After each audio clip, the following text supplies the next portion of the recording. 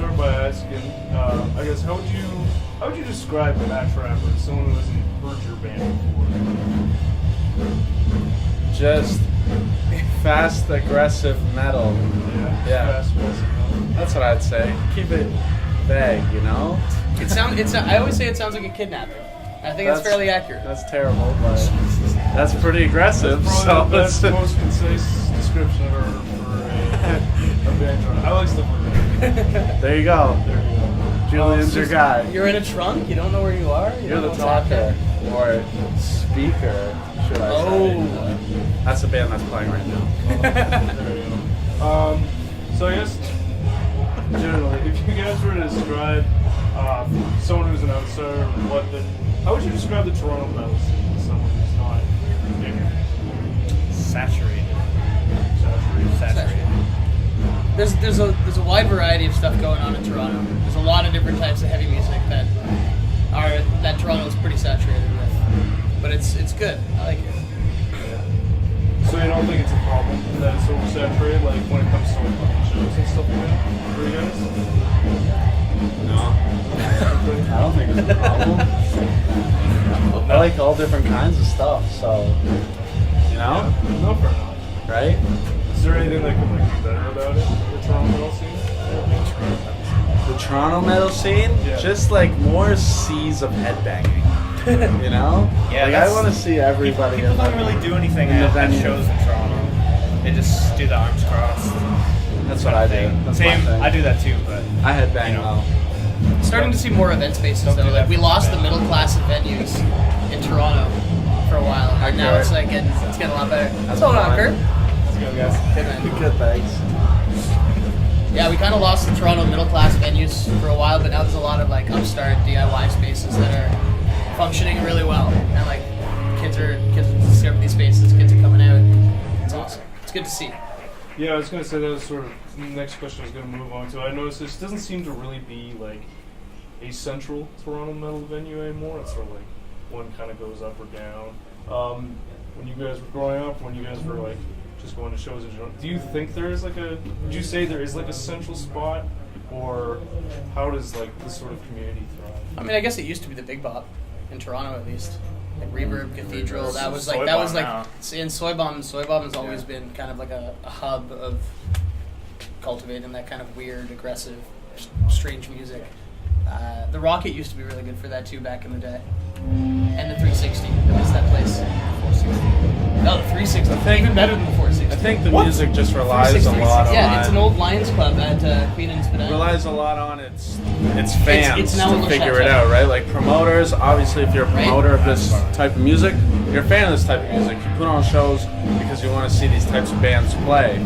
So there might not be a central hub, but it's still like an awesome spectacle of just regular people figuring out what they have to figure out to get metal shows to happen in this city. Because like he's saying, he's talking about a bunch of venues that don't exist anymore, and that's what we deal with in Toronto. There's awesome venues that go away way sooner than they should, but there's always somebody there to pick it up and be like, well, let's try this place, right? I think that's what matters more. It doesn't matter so much if it's nomadic as much as it's just dedicated people figuring it out, right? Whether it be someone's basement or a bar that will let this type of music get played in it, it gets figured out, right? Like that sushi house. Who would have thought that a sushi place would let this type of music go I down? played some awesome shows there. Yeah, exactly. So would you say that the community then sort of thrives just people involved in it? Oh yeah, Oh, definitely. That's the heartbeat of this Single-handedly. type. Yeah. That's the heartbeat of this type of music. Is the people in it, right? Whether you're in a band or you're a promoter or you just go to the shows to buy the merch, right? Sense of community is very, very strong with the heavy Synergy. music crowd. Synergy. Synergy. Right, So Brendan? I guess, are there any Canadian metal bands that like inspire you in music or that you draw influence from? Or are there any Canadian metal bands you really like? Oh, there's tons. Yeah. Really. One of my favorite bands of all time is Cursed. They're a band. Another band that's unfortunately not around anymore, I Hate Sally. Yeah. They're a great band, you know what I mean? And then for bands now, like I love Exalt. Yeah, They're an Exalt is awesome phenomenal. current band, and they're kind of like really showcasing what Canada has to offer for that genre of music, and it's done really well through them, right? There's a good band playing right now called Speaker. They're from here, right? Like, there's tons of good bands in this scene, right? No matter how much they're known or not known. And do you feel like there's a lot of mixing of like people going to different kind of genre shows, or do you feel it's like very contained? Because like, at least for myself, what I've noticed is like, if you're like playing this kind of band or you're this kind of music, you're gonna like these shows. And maybe you don't I feel like it's a necessarily. lot more contained than it used to be. Yeah. Like, I'm 27 now, but when I was playing shows when I was 17 and 18, it wasn't even like the people going to the shows. It was people booking shows and putting on the shows. There would be like a metal band, a punk band, a ska band, like a grunge Have a nice band. eclectic bill, yeah. And that in turn would obviously attract a mixing of different fans, and it would expose people to different music. And I don't see that happening anymore. It's either it's a thrash show, or it's a hardcore show, or it's a grunge show. Toronto's Wait, with the- kind of different than that because a lot of the people who go to shows like this will also go to like a acoustic show. That's what I was gonna like, say. I think it's more individualistic, Yeah. really, right? Because like I know myself, I go to plenty of different types of shows. You know what I mean? I like this type, obviously, and I like just beat down hardcore type shows as well. Next month, I'm gonna go see Exodus and Testament, old school thrash bands. Unfortunately, it got canceled, but we were gonna go see Trash Talk play with a New York rap group called Rat King.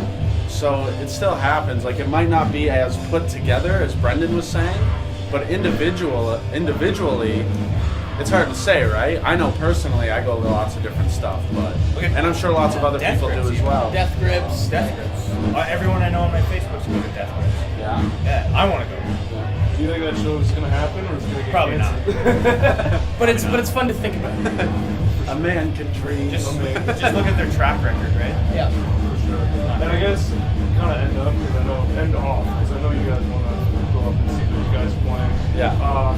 Is sort of how do you Canadian metal in general? What do you think the state of Canadian metal is? Is it thriving, or what sort of keeps it going? Because it seems like there's all these movements that sort of come in and out, but yet it never like totally dies off. I think it still just relies on individual people and their dedication. Just like the same thing I said for how the scene works, right? That's how obviously it keeps going, is from dedicated individuals, whether they're in the band or not, supporting in any way they can, buying t-shirts, paying to get in, putting on the shows, right?